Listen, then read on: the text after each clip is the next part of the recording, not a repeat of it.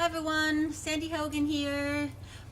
Before I jump right into telling you what I picked for my young adult literature hot topic, I just want to say I came to this idea from a director of a public library, happens to be my niece, who's up in the Boston Public Library system, and she's the director of the youth programs there.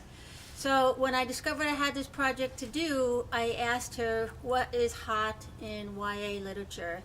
And of course, she said everything that we are already studying, the same book titles, the same issues. But I went on to ask her a second question and said, okay, what books are actually flying off the shelves? And she said story retellings. I thought that was very interesting. So that's where my research started. And what I found is that it's a trend that's been around for a number of years now and continues. I learned from a scholarly article that I had read that there are over 100 retellings of Shakespeare alone. Then I discovered that there are lots of categories of retellings, from mythology to fairy tales to classics. And then I learned also that within the categories, there's subcategories, meaning that old classics are modernized and characters are changed from males to females or reverse. Serious novels might be made into funny ones, humans made into cyborgs, and humans also made into animals. So I've included in this blog post a link to a poster that shows all the categories of retellings. Take a look when you get a chance.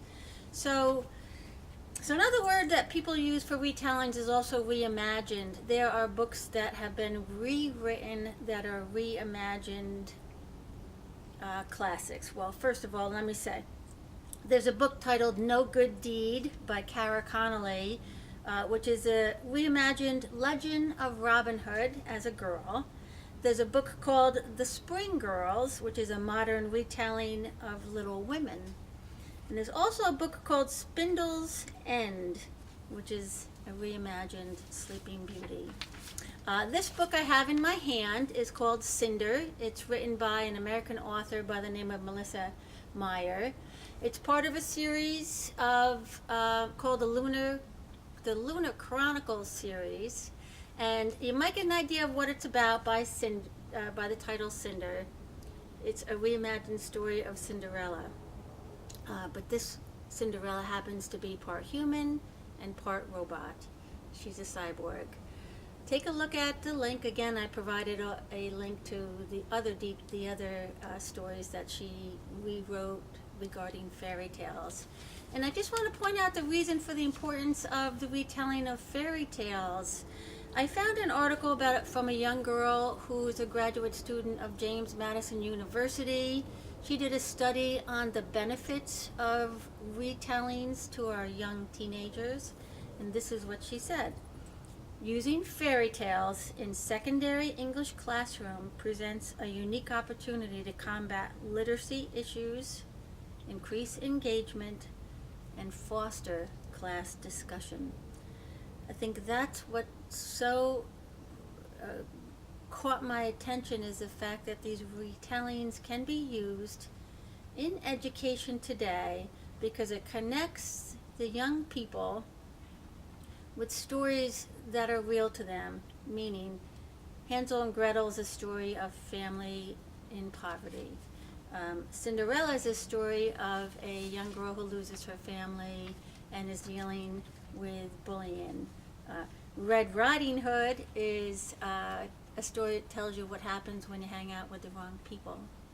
So the retellings connect our young readers to real life stories in a more real life situations in a more lighthearted way.